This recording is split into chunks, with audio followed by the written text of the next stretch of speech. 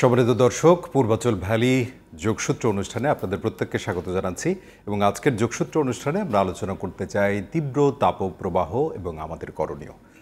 বলবার অপেক্ষায় রাখে না, একটা কঠিন সময়ের মধ্যে দিয়ে আমরা যাচ্ছি প্রকৃতির জায়গা থেকে এবং প্রচণ্ড তাপপ্রবাহে মানুষের জীবনে নাভিশ্বাস উঠেছে এমন খবরই আসলে গণমাধ্যমে প্রতিনিয়ত দেখছি এবং ঘটনারও পরিবর্তন হচ্ছে নানান রকম।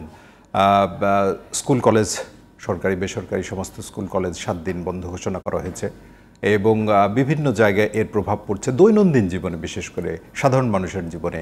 বাইরে যারা কাজ করছেন, শিশু, বিভিন্ন বয়সের মানুষের এর প্রভাব কীরকম অবস্থায় আছে এবং প্রকৃতির উপরে যেহেতু আমাদের সেই রকমভাবে কোনো হাত নেই বা যে ক্ষতি আমরা করে ফেলেছি সেটি খুব সহসাই আসলে মেটানোরও খুব সুযোগ নেই। সেই কারণে এই মুহূর্তে এটির সাথে আসলে একদিকে যেরকম প্রকৃতির রুদ্ররূপ, আরেকদিকে মানুষের জীবনে তার প্রভাব, এর যোগসূত্রটা কীভাবে বা সামঞ্জস্যটা কীভাবে রাখা যায় সেটি আসলে আমাদের আজকের আলোচনার মূল জায়গা। এবং দর্শক, আপনাদের সঙ্গে পরিচয় করে দিই কারা আছেন আমাদের সঙ্গে আছেন ইমেরিটাস অধ্যাপক ডাক্তার এবিএম আবদুল্লাহ, প্রত্যেকেরই পরিচিত আপনাদের, এবং মেডিসিন বিশেষজ্ঞ বঙ্গবন্ধু শেখ মুজিব মেডিকেল বিশ্ববিদ্যালয়, এবং একই সঙ্গে মাননীয় প্রধানমন্ত্রীর ব্যক্তিগত চিকিৎসক। স্যার, আপনাকে স্বাগত জানাই যোগসূত্র আপনাকে। এবং আজকেই গণমাধ্যমে আমরা সাধারণ মানুষকে জানাচ্ছিলাম যে একটা 3 দিনের হিট অ্যালার্টের মধ্যে আমরা আছি, জারি করা হয়েছে। অ্যালার্ট শুনলেই তো আসলে ভেতরে কেমন যেন একটা লাগে এবং বড় কথা ভয়ের বিষয় আছে, কিন্তু দৈনন্দিন জীবনে মানুষের যে কর্মকাণ্ড সেটি তো আসলে থেমে নেই, সেটি প্রত্যহই করছে। বাইরে মানুষ, যারা শ্রমজীবী মানুষ, তারা বিশেষ করে এর ভুক্তভোগী সবচেয়ে বেশি। এই অ্যালার্টটা যে জারি করা হলো সেটি, এবং বলা হচ্ছে যে 52 বছরের মধ্যে সর্বোচ্চ তাপমাত্রা হয়তো আমাদের দেশ দেখতে যাচ্ছে, এরকম খবর আছে। এটিকে আপনি কীভাবে, এই অ্যালার্টের বিষয়টাকে কীভাবে? ধন্যবাদ আপনাকে, শুধু দর্শকদেরকেও শুভেচ্ছা জানাই, স্বাগত জানাই। আজকের আলোচনা কিন্তু খুবই যৌক্তিক, সমসাময়িক দরকার ছিল এটা, তাই না? বিশেষ করে তো অনেকগুলো কারণেই। এটা হলো জনগণকে সচেতন করা, আমাদের দেশের মানুষকে, জনগণ যাতে সচেতন হয়, সতর্ক হয়। কারণ যে অবস্থা চলছে, এই যে আজকের যে তাপমাত্রা, যে অ্যালার্টের কথা আপনি বলছেন, আজকে অনেকটা রেকর্ডই বলতে হবে আর কি। ইভেন ঢাকা শহরও কিন্তু 40 ডিগ্রি প্রায় ছাড়িয়ে গেছে, এবং কোনো কোনো অঞ্চলে 42-42.6 এরকম শোনা যাচ্ছে। যশোরে 42। শুধু তাই না, অ্যালার্ট যে কথা, অ্যালার্ট মানেই তো সতর্ক করে দেওয়া। অ্যালার্ট মানে ভয় দেওয়ানোর উদ্দেশ্য না, মানুষ যাতে সতর্ক হয়, তাই না? কারণ আজকেই খবর পেলাম একটু আগেই 2 জন বা আরেকজন বোধহয় 3 জন হলো হিট স্ট্রোকে কিন্তু মারা গেছে। এটা ডেঞ্জারাস জিনিস। হিট স্ট্রোক মানে এই গরমের মধ্যে যে কোনোভাবেই হোক গরমে আক্রান্ত হয়ে স্ট্রোক করছে এবং তারা অলরেডি মারা গেছে। তো ডেঞ্জারাস।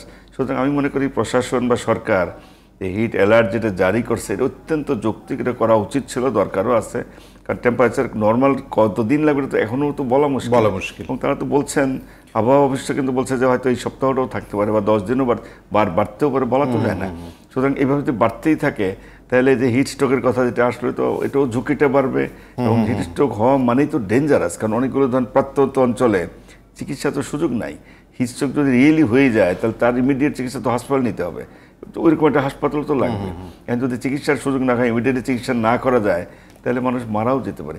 ইভেন আমাদের পার্শ্ববর্তী দেশেও ওখানে কিন্তু টেম্পারেচার কোনো কোনো জায়গায় 46 উঠে গেছে, 45-46, এবং ওখানে তো স্কুল কলেজগুলো সব সরকারগুলো বন্ধ করে দেওয়া হয়েছে, এবং সেখানে হিস্ট্রোকে বেশ কয়েকজন মারা যাওয়ার খবরও হয়ে গেছে। যাই হোক, তা আমি তারপরে বলবো যে অ্যালার্টটা অত্যন্ত, হিট অ্যালার্ট যেটা জারি করেছে অত্যন্ত যৌক্তিক, এবং জনগণ যেন কারো ভুল বোঝার কোনো সুযোগ নেই, মানুষ যেন সতর্ক হয়, সচেতন হয়, যাতে আমাদের এই দুর্যোগের সম্মুখীন যাতে না হতে হয় সেটাই কিন্তু।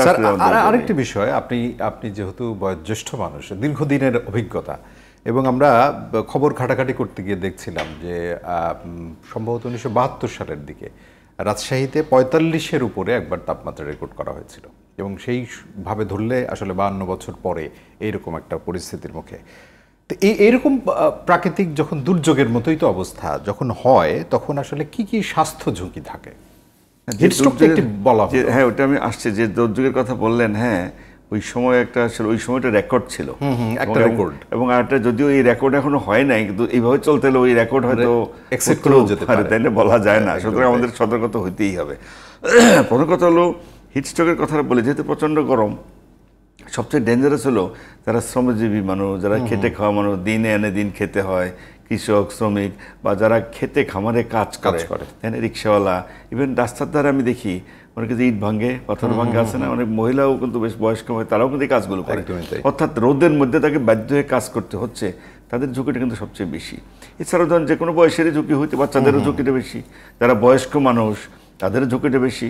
এমনকি সবসময় একটা কথা আমি বলে আসছি, তাদেরকে কোমরবিডিটি বলে, মানে বিভিন্ন রোগে যারা আক্রান্ত, diabetes, high blood pressure, kidney রোগী, লিভারের রোগী, স্ট্রোকের রোগী, হার্টের রোগী, ক্যান্সারের রোগী, বা যে কোনো কারণে যাদের ইমিউনিটি কম, বডির প্রতিরোধ ক্ষমতাটা কম, তাদের ঝুঁকিটা কিন্তু আরও বেশি যদি তারা এই রোদের মধ্যে যে কোনোভাবে যায় বা ঘোরাফেরা না, আমি বলবো কাজ করবো বা যে কোনো কারণে যেতে হয়।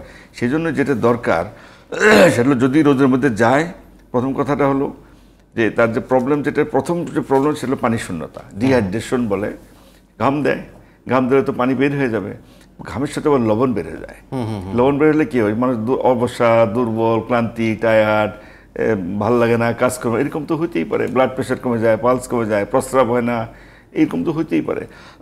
আরেকটা কথা যেটা বলছে যে হিট স্ট্রোকের কথাটা বলছি, ঘন্টার পর ঘন্টা অনেকক্ষণ যারা রোদের থেকে কাজ করে, একটা স্টেজে যে আমাদের বডিতে কিন্তু টেম্পারেচার রেগুলেশন হয়, টেম্পারেচার যদি বেড়ে যায় তখন ঘাম দেয়, ওই টেম্পারেচার আবার মেনটেন হয়। একটা স্টেজ হয় কি ওই টেম্পারেচার যে রেগুলেশন এটা বন্ধ হয়ে যায়, অন্য ঘামটার বন্ধ হয়ে যায়, টেম্পারেচার বেড়ে যাচ্ছে, 104-5 ক্রস করে যাচ্ছে ডিগ্রি ফারেনহাইট বা 40 ডিগ্রি সেন্টিগ্রেড বলে, ক্রস করে যাচ্ছে, শরীর গরম কিন্তু ঘাম নাই, ঘামটা বন্ধ হয়ে যাচ্ছে। এই যে অবস্থা, এই যখন অবস্থা হয়, শুরুতে একটু অন্যরকম প্রবলেম হয়, হিট ক্র্যাম্প বলে, হিট এক্সজশন, ক্র্যাম্পের মাসল খিচে আসে, দুর্বল লাগে, এক্সজশন, টায়ার্ড, ক্লান্তি, এগুলো হয়। কিন্তু এটা যদি অনেকক্ষণ থাকে তাহলে এক পর্যায়ে মানুষ শুধু জ্ঞান হারায় ফেলবে, এবং এটাকেই বলে হিট স্ট্রোক, এবং এটাই ডেঞ্জারাস।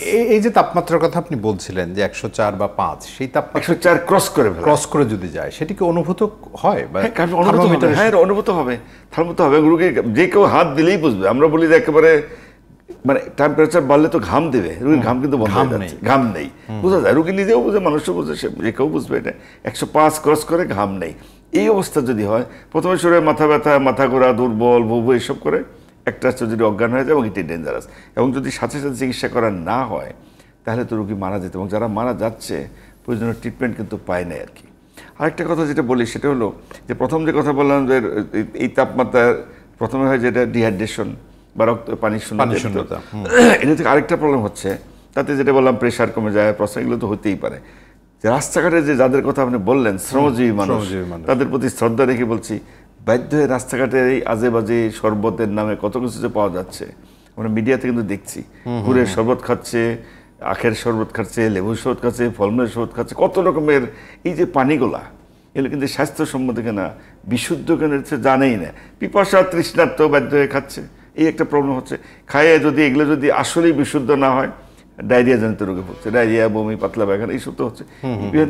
ইভেন রাস্তাঘাটে কিন্তু খাওয়া দাওয়া যেগুলো দেখবেন ওপেন, একদমই খোলামেলা ঢাকনা, আমরা রোজার মধ্যে ইফতারের সময় কিন্তু দেখছি ঢাকেও না, মাছি পড়ছে, ধুলোবালি পড়ছে, মশা পড়তেছে, মাঝে মধ্যে পত্রিকার কাগজ দিয়ে এখান থেকে একটু ঢেকে রাখছে কিছু কিছু, সেটাও তো মানে বিশুদ্ধ তো না। এগুলো খাচ্ছে, আবার এদিকে পানি পান করছে, এগুলো খেয়ে ডায়রিয়া জনিত রোগগুলো বাড়ছে। এবং পানি বাহিত বা খাদ্য বাহিত যে রোগগুলা, জন্ডিস হচ্ছে, টাইফয়েড হচ্ছে, প্যারাটাইফয়েড হচ্ছে, এগুলো হচ্ছে। আবার অনেকে ঠান্ডা খায় প্রচুর, গরমের বরফ দিয়ে সমানে খাচ্ছে, খাই আবার সেগুলো আরেক কতগুলো রোগ হচ্ছে, যেমন ধরেন কমন কোল্ড হচ্ছে, গলায় টনসিলাইটিস, ফেরিনজাইটিস, সাইনোসাইটিস, এগুলো হচ্ছে। ইভেন বুকের প্রবলেম, বক্ষব্যাধি, শ্বাসকষ্ট হচ্ছে, নিউমোনিয়া হচ্ছে, বিশেষ করে ছোটো বাচ্চাদের। ওরা আবার রোটা ভাইরাসে আক্রান্ত হচ্ছে বেশি, ডায়রিয়া হচ্ছে, বুকেও আক্রান্ত হচ্ছে, অনেকে নিউমোনিয়া হচ্ছে। এবং যারা আগে থেকে শ্বাসজনিত রোগে ভোগেন, যেমন ব্রঙ্কাল অ্যাজমা, হাঁপানি রোগী, বা ব্রঙ্কাইটিস বা এমফাইটিস বা সিওপিডি, তাদের এই সমস্যাগুলো কিন্তু বেড়ে যাচ্ছে আর কি। সুতরাং চতুর্দিক থেকেই এই গরমের জন্য আমাদের কিন্তু সোজা কথা একটা হাসপাস অবস্থা বলতে পারেন। আমি স্যার অনেকগুলো দিক আপনার কাছ থেকে একটু জেনে নিই। সেটি হলো যে হিট স্ট্রোকের কথাটাই যদি আসি, হিট স্ট্রোক কমনলি খুব শব্দটা তো প্রচলিত, কিন্তু এটি আসলে কোন বয়সী মানুষের জন্য, নাকি সকল বয়সের মানুষের জন্য? এটা একটা ইম্পর্টেন্ট প্রশ্ন। প্রথম কথা হলো এটা একটা চলে, মানে অনেকে আবার ভয় পেয়ে যাবে, তো আমি ভয় ধারণার জন্য বলছি না, খুব যে কমন তা না, হয় এটা হতে পারে, একবারে সবার জয় তাও কিন্তু না। ঝুঁকি যে কারণেই হতে পারে, বিশেষ করে ছোট বাচ্চা থেকে বয়স্ক যে কারণেই হতে পারে। ছোট বাচ্চার হতে পারে, বয়স্ক মানে বড় মানুষ যারা বয়স বেশি, তাদের তো বডির প্রতিরোধ ক্ষমতা কম, যেটা বললাম অনেকক্ষণ যদি রোদে থাকে তাদের ঝুঁকিটা একটু বেশি। এবং যারা অন্যান্য রোগে ভোগেন, যারা প্রতিবন্ধী, তাদেরও এটা হতে পারে।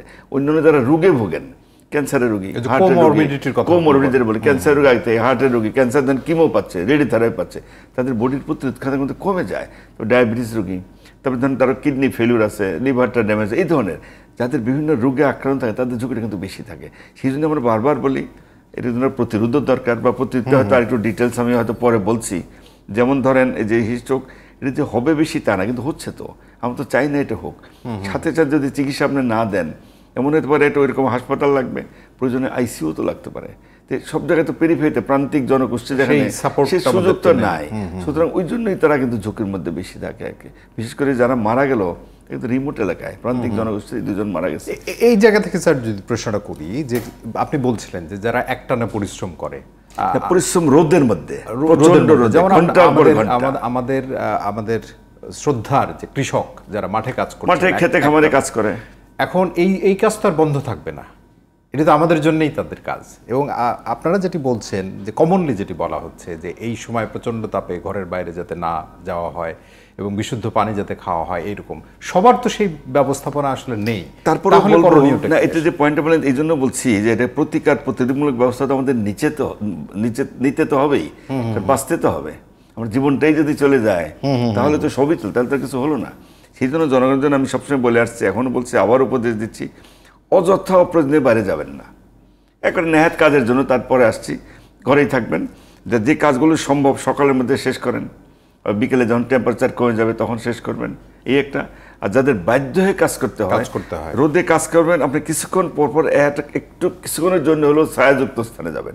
ধরেন আধা ঘন্টা 1 ঘন্টা কাজ করলেন, অন্তত 10-15 মিনিট ছায়াতে থাকবেন, একটা বিরতি নিতে হয়। একটু বিরতি নেওয়ার কারণে একটানা যেন রোদে না থাকেন, কারণ হিট স্ট্রোকের ঝুঁকিটা বাড়েই কন্টিনিউয়াস যদি একটানা ঘন্টার পর ঘন্টা আপনি রোদে থাকেন। এই জন্য তাকে মাঝে মাঝে ছায়াযুক্ত স্থানে যাবেন। একটা হলো যারা বাইরে কাজ করেন, ছাতার কথা আমরা ভুলে যাচ্ছি, বৃষ্টির মধ্যে হয়তো কেউ কেউ ইউজ করে, এটা ছাতা ব্যবহার করতে পারেন। আমাদের দেশ তো অভ্যস্ত না, আমরা যে হ্যাট বলতে পারেন, তাই মাথায় ঢাকা দেওয়া টুপির মতো করে যদি বড় নিতে পারেন, এটা করতে পারেন। এটা করলেও কিন্তু একটা প্রোটেকশন হবে। মাঝে মধ্যে একটু গাছপালা নিচে আসতে পারেন, গাছ নিয়ে হয়তো পরে কথা বলা যাবে, একটু গাছের ছায়ার নিচে বসলেন। আরেকটা হলো লিকুইডটা বেশি বেশি খাবেন, পানি বেশি পান করবেন। এটা আমি আগেও বলে আসলাম, কিন্তু যেন বিশুদ্ধ যেন হয়। রাস্তাঘাটে যেগুলো আছে এইভাবে যখন না করেন, নিজেরা প্রয়োজনে ঘর থেকে টকবক করে ফুটে পানি আনে, সেটা পান করবেন, এবং একটু লবণ মিশিয়ে নিলে ভালো হয়, কারণ ঘামের সাথে লবণ দুর্বল হয়ে যায়। এই একটা। আরেকটা হলো যারা বাইরে কাজ করেন, কাপড়টা একটু লুজ করেন, টাইট কাপড় চোপড় না পরেন, জামাগুলো যেন লুজ থাকে। টাইট কাপড় পরলে টেম্পারেচার বের হতে পারে না, তাতেও কিন্তু ঝুঁকিটা বেড়ে যাচ্ছে। আরেকটা হলো কালার্ড কাপড়গুলো একটু অ্যাভয়েড করা, সাদা বা কম রঙের হালকা হালকা, তাতেও কিন্তু টেম্পারেচার রেগুলেশন সুন্দর হয়।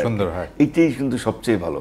আর যারা ঘরে থাকবেন, ফ্যান ইউজ করবেন, যাদের সামর্থ্য এসি ইউজ করতে পারেন, তারপরে যে কোনোভাবে ওটা ঠান্ডা রাখার ব্যবস্থা করেন। কিন্তু সেটা তো ঝুঁকি না, ঝুঁকি হলো যারা বাইরে যাচ্ছে, তাদেরকে এই কথাটা খেয়াল রাখতে হবে।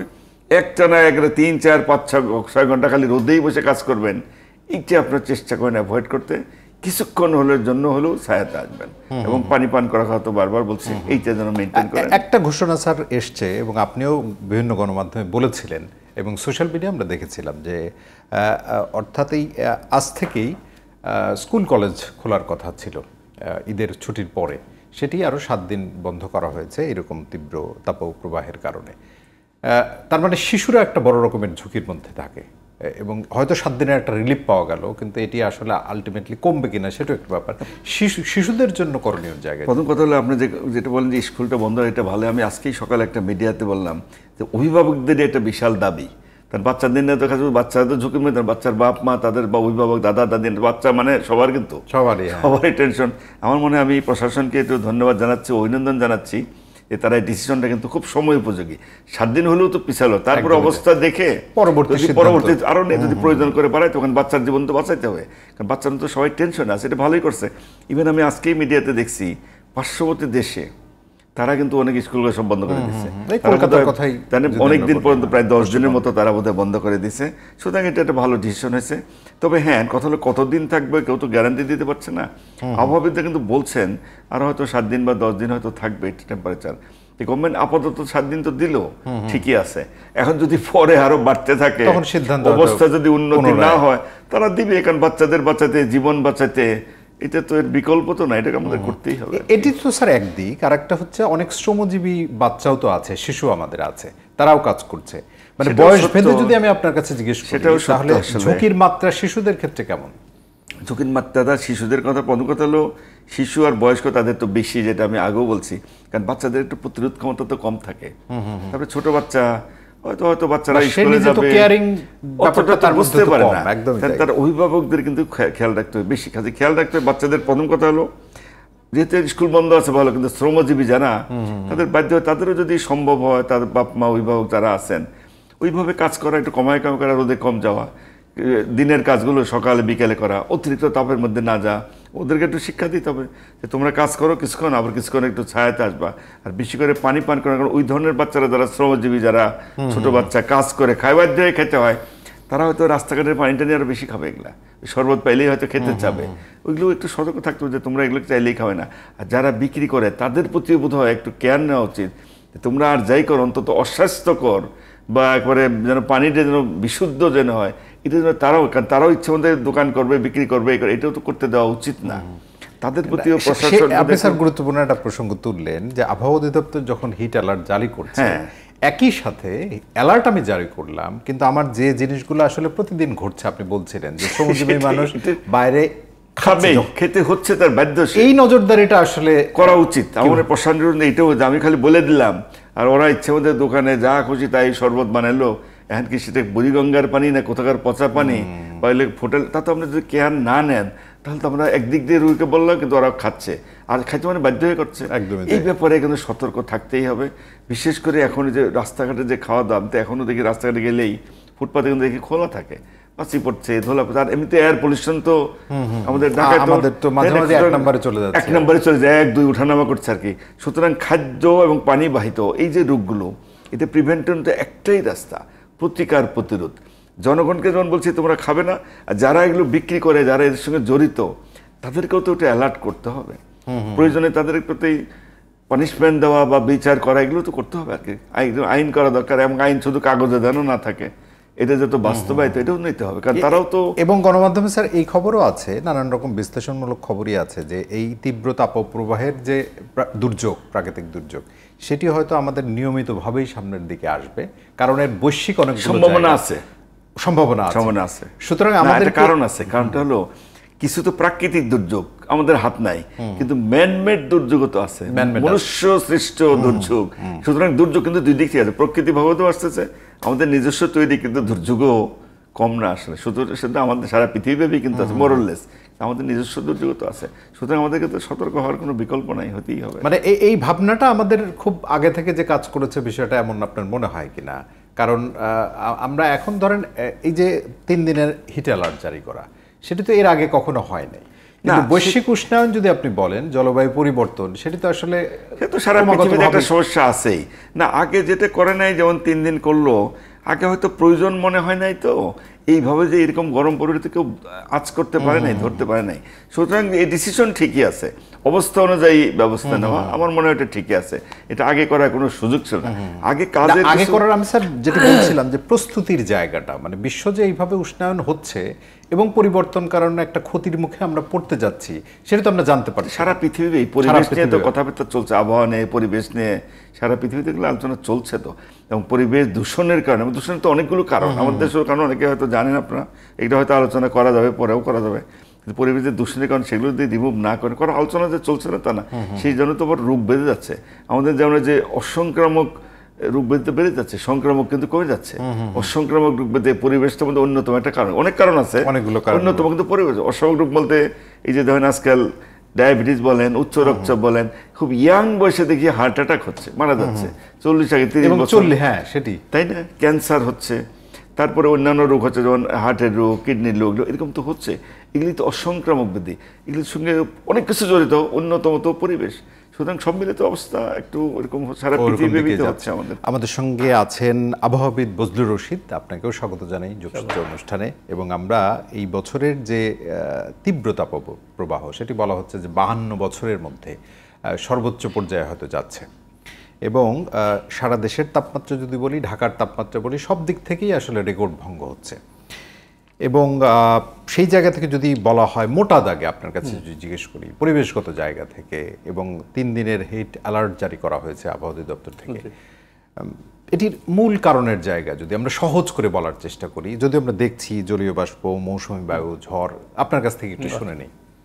যেটা হচ্ছে কি নর্মালি হচ্ছে এপ্রিল হলো উষ্ণতম মাস, তবে এই সময় তাপমাত্রার 2-3 বার আপনার 36-এর উপরে এটাই স্বাভাবিক। তবে যেটা হচ্ছে আপনার এটা গত 12 বছর থেকে আমরা দেখেছি যে হিট ওয়েভের সংখ্যা বেড়ে যাচ্ছে।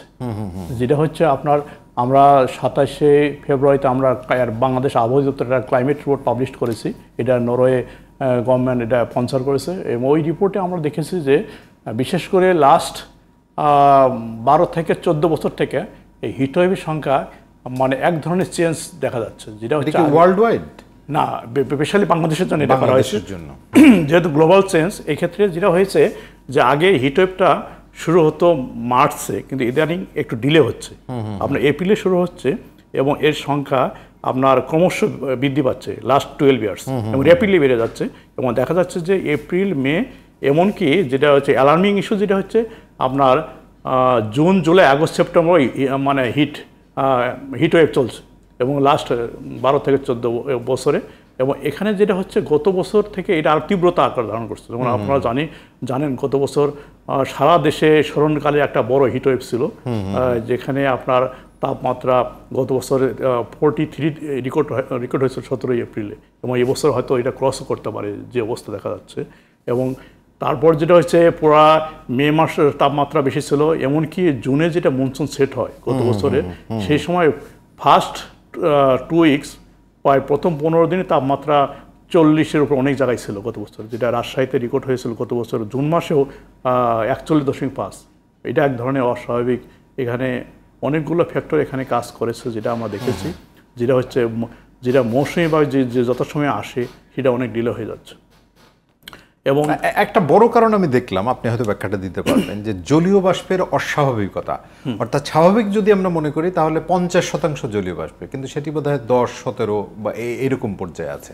সেটি একটি বড় রকমের অস্বাভাবিকতার জায়গা। হ্যাঁ, এটা হচ্ছে গত বছর থেকে দেখা যাচ্ছে কি আপনাকে দিনের তাপমাত্রা অনেক বেড়ে যাচ্ছে, আবার সকালে হিউমিডিটি কম থাকার কারণে রাতের তাপমাত্রা যেটা কম ছিল গত মাসেও ছিল, তবে এখন যেটা জলীয় বাষ্প বেড়ে গেছে, এই জন্য মানুষের ভিতরে অস্বস্তি বেড়ে গেছে।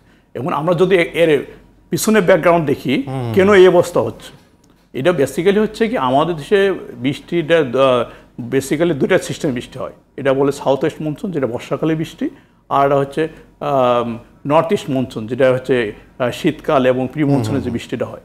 এই বৃষ্টিটা বেসিক্যালি হচ্ছে কি এর উৎপত্তিস্থল হচ্ছে আপনার যেটা ভূমধ্য সাগর, কাস্পিয়ান সাগর এবং ব্ল্যাক সি যেটা বলি, ওই জায়গায় আপনার আমরা বলি ওয়েস্টার্ন ডিস্টারবেন্স, ওই জায়গায় আপনাকে একটা সিস্টেম গ্রো করে, এবং ওই সিস্টেমটা আপনার গ্র্যাজুয়ালি এটা হচ্ছে আপনার ইরান, আফগানিস্তান হওয়ার পরে দিল্লি হয়ে উত্তরপ্রদেশ, বিহার হয়ে বাংলাদেশে ঢোকে। এটা বেসিক্যালি হচ্ছে আপনার ডিসেম্বর থেকে মে মাস পর্যন্ত এই সময়ে আপনার 5টা থেকে 6টা বড় ধরনের ওয়েস্টার্ন ডিস্টারবেন্স থাকে, এই সময় টানা বৃষ্টি হয়। আবার বেসিক্যালি এই যে ওয়েস্টার্ন ডিস্টারবেন্স আমরা বলি পশ্চিমা লঘুচাপ, এটা নর্মালি হচ্ছে আপনার প্রতি 6 থেকে 12 দিন পর পর আসে, কিন্তু রিসেন্ট টাইমে দেখা যাচ্ছে এটা চেঞ্জ হয়ে যাচ্ছে, দেখা যাচ্ছে অনেক সময় ডিলে হচ্ছে, এবং দেখা যাচ্ছে ওয়েস্টার্ন ডিস্টারবেন্স যে সময় আসার কথা মানে সেই সময় আসছে না। প্রকৃতিগত পরিবর্তন আছে, যেখানে দেখা যাচ্ছে যে এখন যে বৃষ্টিটা হচ্ছে লোকালাইজ বৃষ্টি, যেমন আমরা গত 4 দিন আগে ঢাকাতে হঠাৎ করে বৃষ্টি হয়েছে, আপনার হচ্ছে 12-13 মিলিমিটার বৃষ্টি, আমরা দেখে মনে করছি ঠান্ডা হয়ে যাবে, কিন্তু আমি সেদিনও আমি বিভিন্ন মিডিয়াতে বলেছি যে এটা লোকালাইজ বৃষ্টি। এই বৃষ্টিটা হচ্ছে আপনার ক্ষণিকের জন্য, অর্থাৎ 2-3 ঘন্টা বা 6 ঘন্টাকে টেম্পারেচারকে আপনাকে কন্ট্রোলে রাখবে, পরের দিন সকালে আবার গ্যাজুয়ালি বেড়ে যাবে। মানে এখানে বড় ধরনের যদি বৃষ্টি ওয়েস্টার্ন ডিস্টারবেন্স যদি আসে, সেক্ষেত্রে আমাদের দেশে এই সময় যে বৃষ্টিটা হয় নর্মালি হচ্ছে ওয়েস্ট বেঙ্গলে আপনাকে একটা হিট লো হয়, হিট লোয়ার পরে যেমন বে অফ বেঙ্গল থেকে ময়েশ্চার ক্যারি করে তারপর ওখানে একটা বড় ধরনের কালবৈশাখী মেঘ, ঝড়ের মেঘ, এবং ওই মেঘটা বেসিক্যালি রাজশাহী এবং হচ্ছে আপনার যশোর চুয়াডাঙ্গা ঢুকে সারা দেশ বৃষ্টি হওয়ার পরে টানা 3-4 দিন ঠান্ডা হয়ে যায়। এটা মাঝে মাঝে এই সময় যে সিস্টেম নর্মাল সিস্টেম, কিন্তু রিসেন্টলি দেখা যাচ্ছে যে কোনো ধরনের এই ধরনের সিমটম নাই। আপনি দেখেন এটা নিয়ে কি ওয়ার্ল্ড ওয়াইড কাজ করা আছে কিনা, মানে এরকম কেন, কি সেটা কি পরিবেশের না, এখানে হচ্ছে এখানে খুব ছোট করে যদি মোটা দাগে বলি, এখানে হচ্ছে 2টা ফ্যাক্টর। একটা হচ্ছে গ্লোবাল ক্লাইমেট চেঞ্জ, যেটা হচ্ছে আপনার কার্বন ইমিশন থেকে করে যে গ্লোবাল ফ্যাক্টর, আর হচ্ছে লোকালাইজ ফ্যাক্টর। বেসিক্যালি আমাদের দেশে যে ফ্যাক্টর, বিশেষ করে আমাদের দেশের রিজন যেহেতু আমরা ওয়েদার যেহেতু আপনার ইন্ডিয়া বাংলাদেশ একই প্যাটার্নের ওয়েদার ফলো করে, এখানে একটা বড় ধরনের লোকালাইজ চেঞ্জ হয়েছে। যে বিশেষ করে আপনি যদি বাংলাদেশের ক্ষেত্রে এটা হচ্ছে দ্রুত আরবানাইজেশন যেটা হয়েছে এবং প্রচুর পরিমাণে ইন্ডাস্ট্রি যেভাবে বেড়ে যাচ্ছে, তারপরে সে তুলনায় গাছ কেটে ফেলা হচ্ছে, যেটা গাছ থাকার কথা। আপনি ঢাকার কথা চিন্তা করেন, ঢাকার তাপমাত্রা আপনার আজকে 40.4, গত বছর ছিল 40, হাইট ছিল 40.6। ওটা মোটামুটি আপনার দীর্ঘ প্রায় 40 বছর পরে যে তাপমাত্রা উঠেছিল, এই বছর এটা হয়তো ক্রস করে যেতে পারে। এবং দেখা যাচ্ছে ভবিষ্যতে এই ধরনের সম্ভাবনা আরও বেড়ে যাবে। যেটা আমরা ক্লাইমেট রিপোর্ট পাবলিশ করেছি, এখানে সবচেয়ে অ্যালার্মিং ইস্যু যেটা হচ্ছে সিজনাল চেঞ্জ হচ্ছে, যে আমরা ষড়ঋত দেশ বলি, ঋতু বৈচিত্র্য হারিয়ে যাচ্ছে ছিল। যেটা যদি আমরা বাচ্চাদের বলি, তারা নর্মাল 2টা ঋতু বলবে, গরম ঠান্ডা। মাঝখানে যে আমরা যে ঋতু, এইগুলো হারিয়ে যাচ্ছে। এটা হচ্ছে এই ক্লাইমেট চেঞ্জের কারণে। এবং দেখা যাচ্ছে উইন্টার এক ধরনের চেঞ্জ হচ্ছে। আপনার আরেকটা আমাদের রিপোর্টে সবচেয়ে বড় একটা ফাইন্ডিং পেয়েছে, উইন্টারে দেখা যাচ্ছে আপনার দিনের তাপমাত্রা কমে যাচ্ছে, রাতে তাপ বেড়ে যাচ্ছে। যেমন দেখা যাচ্ছে স্যারের কাছে একটুখানি এই বিষয়টা আসি, সেটি হলো আমি বারবার বলছি যে দীর্ঘ অভিজ্ঞতা, নানান রকম অভিজ্ঞতার মধ্যে দিয়ে আপনি গেছেন, এবং বৈদ্য ভাই বলছিলেন যে একটা গ্লোবাল জায়গা আছে, একটা লোকাল জায়গা আছে। তা আমাদের যে সামগ্রিক উন্নয়নের কথা বলি, সেটি নিঃসন্দেহে একদম ঈর্ষণীয় পর্যায়ে গেছে। কিন্তু এই জায়গায়, অর্থাৎ এটি তো আলটিমেটলি আমাদেরকে বাঁচিয়ে রাখবে, পরিবেশ বাঁচা মানেই তো আমরা বাঁচা। সেই জায়গা থেকে আপনার স্যার আমারটা হলো যেমন কতগুলো কারণ তো উনি সুন্দর করে বলেছেন, এই যে আরবানাইজেশন, শহর ভিত্তিক বা বিল্ডিং টিল্ডিং এগুলো হচ্ছে, এগুলো তো একটা কারণ বটেই। ইন্ডাস্ট্রি হচ্ছে, এটাও সত্য। তো গাছের কথাটা বোধহয় ইম্পর্টেন্ট, এই যে সবুজায়ন যেটা দরকার। ইভেন ঢাকা শহরেই ধরেন বা বড় বড় শহরেই আমাদের দরকার কিন্তু 20-25% মিনিমাম, তাই না? 20-25 এরকম দরকার। গড়ে কিন্তু 25, কিন্তু আমাদের গড়ে কাছে 8-10 আছে। 8 গাছ কেটে কেটে, এমন তো গাছ কাটার তো মহাসময়ে তো গাছ কাটা চলছে। গাছ কাটার জন্য কেবল বীজ বুনছেন, এই বীজ হইতে হইতে যে আরও যে 10 বছর যে যাবে, তারা যে অনেকগুলো গাছ কাটা হচ্ছে, এগুলো যখন যারা কাটে, যেভাবে কাটে, তারা এগুলো হিসাব করছে কিনা বা পরিবেশের কথা চিন্তা করছে কিনা। আসলে সৌন্দর্যের জায়গায় কোথায় যাচ্ছি, যে পাহাড় কেটেও তো আসলে আমরা সেটি বলছি, সব জায়গায় দরকার। আমি শুধু একটা উদাহরণ দিলাম, যেখানে আমাদের দরকার 25%, আছে কিন্তু 8 বা 10 এভারেজ। তাতে তো পরিবেশের উপরে একটা প্রভাব পড়ছেই। পাহাড় তো কেটে, অনেক জায়গায় তো পাহাড় কেটে বাড়ি ঘর হচ্ছে বা কত কিছু হচ্ছে, কিন্তু শোনা যাচ্ছে। ইভেন যে রোহিঙ্গাদের যে ওখানে আসছে, ওখানে তো পাহাড় পরিবেশের উপরে একটা বিশাল একটা ব্যাপার তো ঘটে গেছে। আরও অনেক কারণ রয়ে গেছে, কিন্তু অন্যতম কারণ তো এইটা, এই যে গাছপালাগুলো যেভাবে যাচ্ছে, এটা যদি এইভাবে যেতে ভবিষ্যতে আমরা যদি কেয়ার না নেই, আরও যদি সমানে গাছ ঢালাওভাবে কাটা শুরু করে দেই, তাহলে তো আরো বিপর্যয়ের সম্ভাবনা। এবং স্যার আপনাকে আমি ওই সময় যে প্রশ্নটি বারবার করবার চেষ্টা করছিলাম, যে সেটি হলো যে বজলুর রশিদ তো বলছিলেন যে এই বিষয়গুলো কিন্তু গত 10-15 বছর ধরেই এই লক্ষণগুলো দ্রুত হয়ে গেছে, চেঞ্জেসটা কিন্তু আছে, মানে ডেভেলপমেন্ট যে হয় তার আফটার, মানে তার একটা ইফেক্ট আছে, ইফেক্ট হচ্ছে, সেটি কিন্তু হচ্ছে। সেই জায়গায় আসলে আপনি সেই রকম দৃষ্টি দেখেন কিনা, মানে সেই রকম দৃষ্টি আছে কিনা? না, আমি তো দেখি, কিন্তু প্রবলেম হলো যে যারা এসবের সঙ্গে জড়িত, যারা প্রশাসনের সঙ্গে জড়িত, যারা এইসব কর্মকাণ্ড করেন, তাদেরকে তো চিন্তাধারাতে আরো লং টাইম, তারা এখন মনে হলো করে ফেলেন, কিন্তু আমাদের আফটার ইফেক্টটা কি, এটা যদি চিন্তা না করেন, তাহলে তো সবাই তো দেশের মানুষ, আমরা সবাই তো আমরা ভোগ করবো, কিন্তু যারা করেন তারাও তো ভুগবে এই কষ্ট। সুতরাং এগুলো তো বিবেচনায় রাখতে হবে। কত দিন শেষে আমরা আসলে ভালো থাকতে পারবো কিনা, জীবন ভালো থাকবে কিনা, সেটি তো বড় রকম একটা জায়গা। জনাব বজলুর রশিদ, আপনার কাছে আসি। একটি খবর আমি দেখছিলাম যে একটা সময় সিলেট এবং রাঙামাটিতে হিট ওয়েভ, আপনি যেটা বলছেন, সেটি দেখা যেত না, কিন্তু এই সাম্প্রতিক বছরগুলো, গত বছর বা তার আগের বছরে সেটিও হচ্ছে, মানে এটি একটি নতুন ধরনের পরিবর্তন।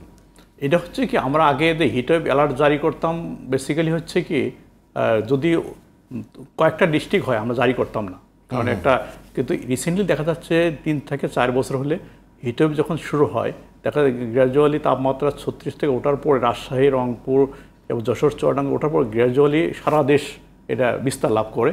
দেখা যাচ্ছে কি সারা দেশে তাপমাত্রা 36-এ উঠবে। আপনি সবচেয়ে যেটা এই বছরে একটা চেঞ্জ দেখা যাচ্ছে যে আপনার সাউথে টেম্পারেচার তোমার অনেক বেশি বেড়ে গেছে, যেটা অন্য সময় হয়নি। যেমন খেপুপাড়াতে আমাদের স্টেশন আছে, ওখানে তাপমাত্রা 40.6 ডিগ্রি উঠেছিল, নর্মালি প্রায় 43 বছর পরে তাপমাত্রা উঠেছে। এমনকি আপনার কক্সবাজারে তাপমাত্রা দেখা যাচ্ছে 37, 38, নর্মালি এই সময় কক্সবাজার বা বরিশাল বা ওইসব জায়গাতে যে সাগর কাছে তাপমাত্রা কম থাকে। এটি এক্স্যাক্টলি আমাদের শীতের সময় যেটা দেখা গেল যে অনেক ক্ষেত্রে সর্বোচ্চ তাপমাত্রা ওই সাগর পারের জায়গায়, যেটি আগে কখনো আগে মানে এখন হচ্ছে কি মোটামুটি সারা দেশে একটা হিট আইল্যান্ড হয়ে যাচ্ছে।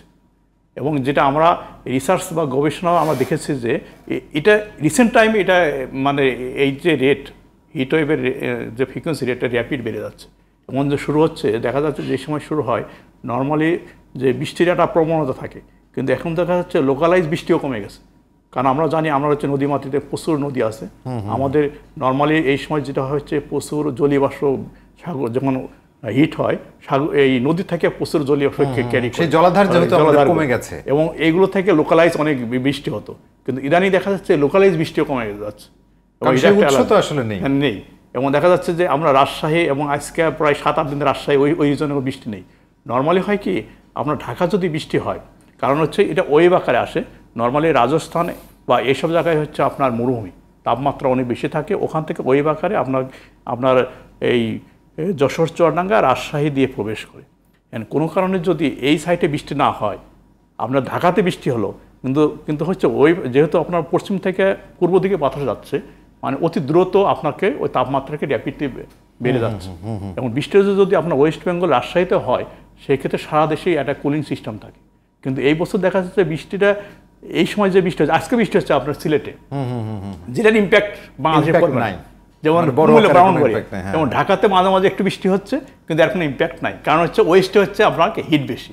এবং দেখা যাচ্ছে আগামীকালকে আজকে যে তাপমাত্রা আমাদের যে অ্যানালাইসিস বা বিভিন্ন যে আমাদের মডেলগুলো আছে, দেখা যাচ্ছে আগামীকাল তাপমাত্রা আরও বাড়তে পারে। এবং তারপর দেখা যাচ্ছে হয়তো তারপরের 2-3 দিন মোটামুটি একটা একই রকম থাকবে, হয়তো কিছু জায়গায় কোন জায়গায় বাড়বে, কোন জায়গায় কমবে।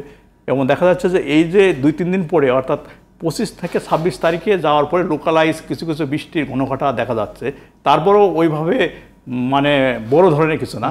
কারণ এখানে জনাব বজলুর রশিদ, আমরা শেষ দিকে যেহেতু আছি, সুতরাং আমরা জনগণকে জানাতে চাই আসলে যে এইরকম একটা রুদ্ধশ্বাস অবস্থার তো কত দিন নাগাদ গণমাধ্যমে দেখা যাচ্ছে যে এই অ্যালার্টটা হয়তো 3 দিন, 5 দিন বা 7 দিন, মানে কোন অবস্থায় গেলে মোটামুটি একটা সহনীয় পর্যায়ে আসবে। এটা হচ্ছে আমরা বেসিক্যালি হচ্ছে অ্যালার্টটা 3 দিনের জন্য দেই সবসময়, কারণ হচ্ছে আমাদের যে মডেলগুলো আর অ্যাকুরেসি আপনার 72 ঘন্টার জন্য প্রায় 95% অ্যাকুরেসি।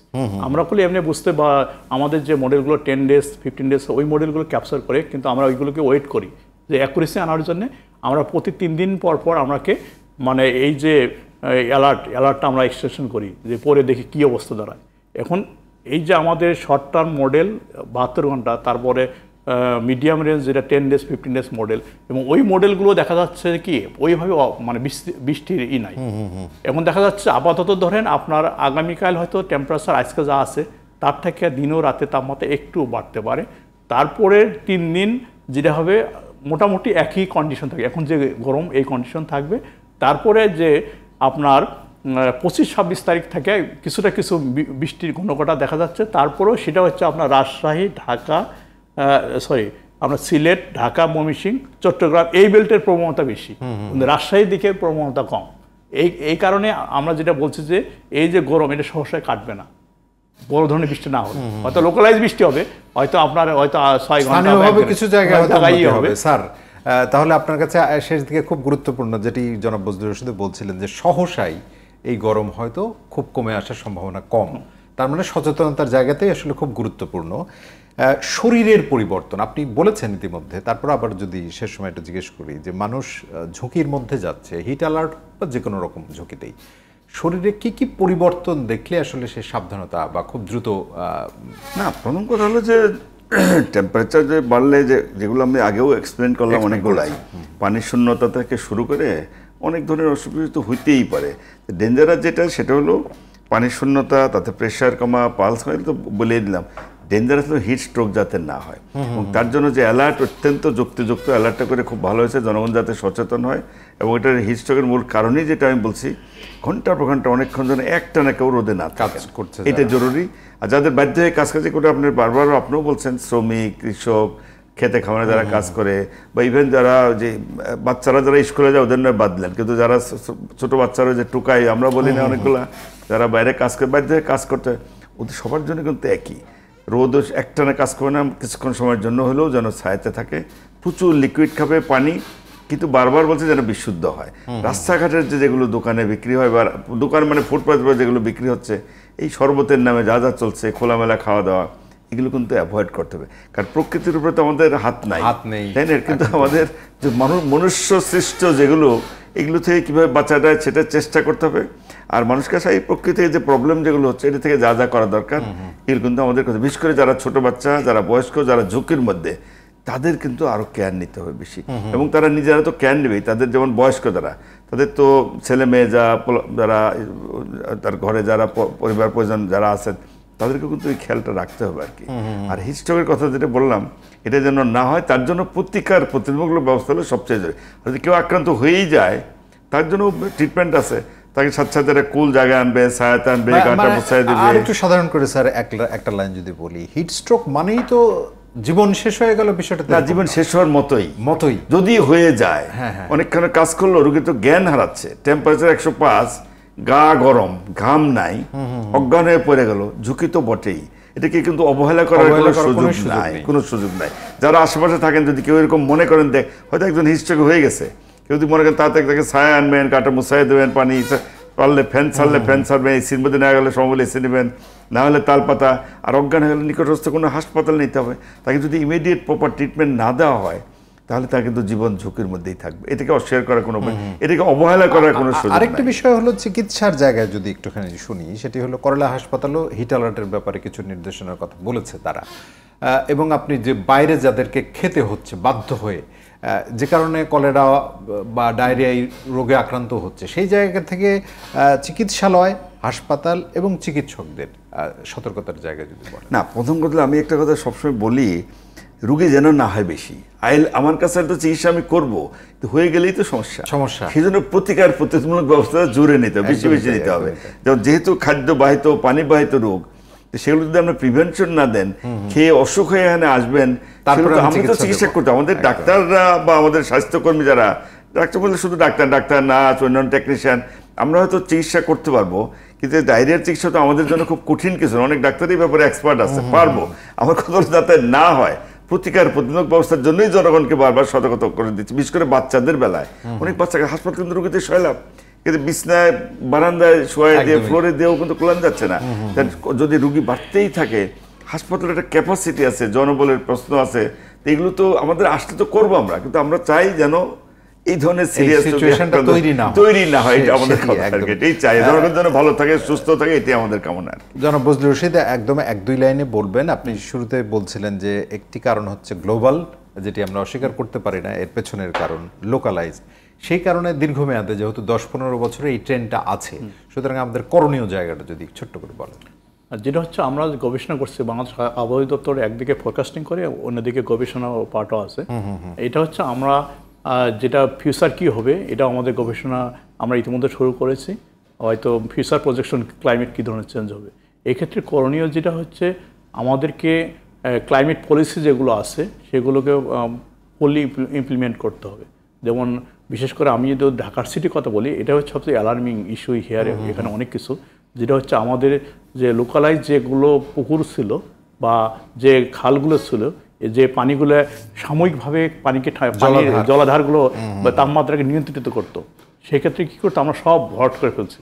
আমরা বিল্ডিং করব, কিন্তু আমরা একটা ডিসিপ্লিন মেনে, বা আমাদের কতটুকু পানি থাকা দরকার এগুলো। তারপরে ক্ষেত্রে যেটা হচ্ছে, কিছু ভালো দিকও আছে, যেমন আমরা মেট্রো যেটা করেছি, যে প্রচুর পরিমাণ গাড়িকে আমরা কি কনভার্ট করছি মেট্রোতে। কারণ মেট্রো ইউজ করা মানে ইলেকট্রিক্যাল, এখানে আপনাকে কম হিট জেনারেট করবে। যদি আমাদের এই মেট্রো সার্ভিসকে আমরা যদি আরও এক্সটেনশন করতে পারি, এক্ষেত্রে প্রচুর পরিমাণে গাড়ি এখানে রিডিউস হয়ে যাবে, এটা একটা ভালো দিক। অন্য দিক যেটা হচ্ছে, আপনার যেটা করতে হবে, ধরেন আমরা যে এসি লাগাই, এসির একটা ডিমেরিট ফ্যাক্টর আছে। এসি কী করতেছে, ভিতরে কুলিং করতেছে, কিন্তু প্রচুর পরিমাণে কী বাইরে তাপ ছেড়ে দিচ্ছে, এখানে তাপমাত্রা কি বেড়ে যাচ্ছে। এক্ষেত্রে আমাদের একটা পলিসি নেওয়া উচিত, যে আসলে এটাকে কিভাবে আমরাকে একটা নিয়মের ভিতরে আনতে পারি। কারণ তো আমরা তো সবাই তো এসি লাগাতে পারবে না, কিছু লোক এসি লাগাবে, বা মেজর পার্সন তো এর বাইরে। এবং এই ক্ষেত্রে যেটা হচ্ছে, আমরা ইন্ডাস্ট্রি করব, এখানে একটা পরিবেশের দিকে খেয়াল রেখে আমরা এই ইন্ডাস্ট্রিগুলো করব। যথাযথভাবে আমাদের যে উন্নয়নের ধারা সেটি অব্যাহত আছে, কিন্তু এর সাথে সাথে এই বিষয়গুলো জীবন যাতে সুরক্ষিত থাকে। স্যার একদম 1 মিনিট শেষ, আপনাকে দিয়ে শেষ করবো যে ক্লাইমেট পলিসির কথা বলছিলেন বজলুর রশিদ, মানে এই ক্লাইমেট পলিসির কথা খুব সচেতন মানুষও আসলে কয়জন জানে? মানে আমার কাছে হঠাৎ মনে হলো না, প্রথম কথা হলো সবাই তো জানার কথা না, যার যার সাবজেক্ট তো, কিন্তু এগুলো হচ্ছে একটা সমন্বয় দরকার, কারণ একক কাজ কিন্তু না, তাই না? সমন্বয় যদি না করেন তাহলে শুধু তাই না, রাস্তাঘাটে যে কনস্ট্রাকশন কাজ করে এখনো তো একটা পরিবেশগত একটা দুর্যোগ কিন্তু হচ্ছে। অবশ্যই অবশ্যই এই যে গাড়ি কালো ধোঁয়া যাচ্ছে, কত রকমের পুরোনো গাড়ি, এগুলো কিন্তু পরিবেশ দূষণ করছে। অনেকগুলো যে খোরাখুরি তো চলছেই, অসময়ে খোরা, টাইমলি খোরা না, এগুলো কিন্তু পরিবেশ দূষণ করছে আর কি। এই যে ভরাট করে ঘরবাড়ি হচ্ছে, বিল্ডিং হচ্ছে, যেগুলো কমে যাচ্ছে। সুতরাং এটা তো সমন্বয়ের মাধ্যমে এগুলো আমাদের কাজ এগিয়ে নিতে হবে। ডেভেলপমেন্টে থাকবে, কিন্তু সেটা যেন মানুষের জন্য সহায়ক যেন, এই ব্যাপারটা যেন সবাই একটু খেয়াল রাখে। আমরা শেষ করতে চাই। অধ্যাপক ডক্টর এবিএম আব্দুল্লাহ, অসংখ্য ধন্যবাদ, এবং জনাব বজলুর রশিদ আপনাকে অসংখ্য ধন্যবাদ।